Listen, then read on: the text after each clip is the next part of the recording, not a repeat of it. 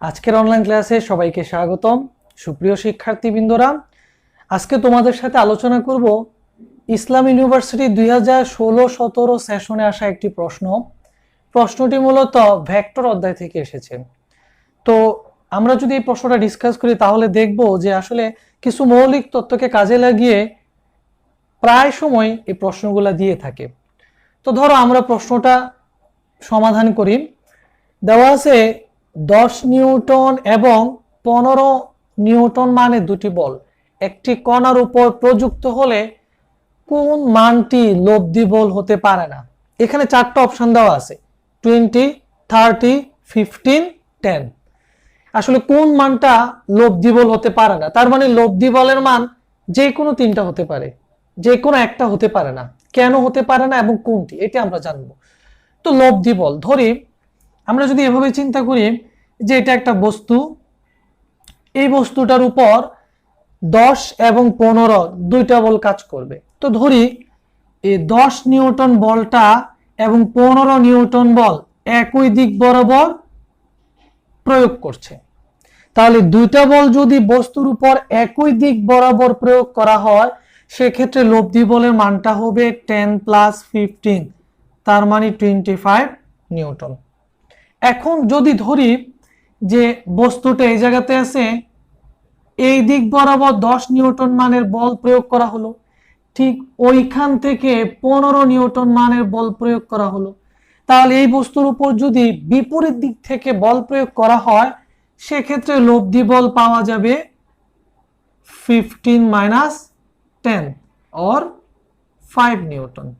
তাহলে দেখা গেল এই বস্তুটার উপর সর্বোচ্চ প্রযুক্ত বলটা 25 নিউটন, সর্বনিম্ন প্রযুক্ত বলটা 5 নিউটন হতে পারে। তার মানে লব্ধি বলের মান এখানে ম্যাক্সিমাম হইতে পারে 25, মিনিমাম হইতে পারে 5। তাহলে লব্ধি বলের মানটা 25 ও রাইট, 20 হইতে পারে, 10 হইতে পারে, 15 হইতে পারে, 12 হইতে পারে। তার মানে এই লব্ধি বলের মানটা 25 এবং 5 এর সমান বা তাদের মধ্যবর্তী। যেহেতু 25 এর বেশি লব্ধি বল হওয়া সম্ভব নয়, 5 এর কম লব্ধি বল হওয়া সম্ভব নয়। তাহলে আমি কি বুঝলাম? তাহলে আমি বুঝলাম যে লব্ধি বলের মানটা 25 অর্থাৎ 5 এবং 25 এর মধ্যবর্তী যে কোনো মানই সম্ভব। তাহলে আমি বলতে পারি 15 রাইট, 20 রাইট, 10 রাইট। তাহলে দেখো এখানে অ্যান্সারটা তাহলে কি হইতে পারে? 30 নিউটন। কেন? কারণ লব্ধি বলের মানটা বল দুইটা একই দিকে ক্রিয়া করলেও 25 নিউটনের বড় হতে পারবে না। তো সেই ক্ষেত্রে অ্যান্সারটা কত হলো? 30 নিউটন। তাহলে আমরা বলতে পারি যে আমাদের প্রাপ্ত ফলাফল হচ্ছে 30 নিউটন, যেটা কখনোই লব্ধি বল হওয়া সম্ভব না। যদি কখনো এই প্রশ্নটা এইভাবে আরেকটু ঘুরিয়ে দেয়, যেমন ধরো মেডিকেলে কখনো কখনো দেখা যায় যে দুইটা রেজাল্টকে একসাথে সার্টিফাই করতেছে, দুইটা রেজাল্ট দিয়ে দিল। তো সেই ক্ষেত্রে হয়তো হইতে পারে এরকম যে লব্ধি বলের মানটা ধরো এখানে 30 নিউটন দেওয়া আছে, এখানে হয়তো যে কোনো একটা রেজাল্টকে উইথড্র করে দিয়ে হয়তো লিখতে পারে 4 নিউটন।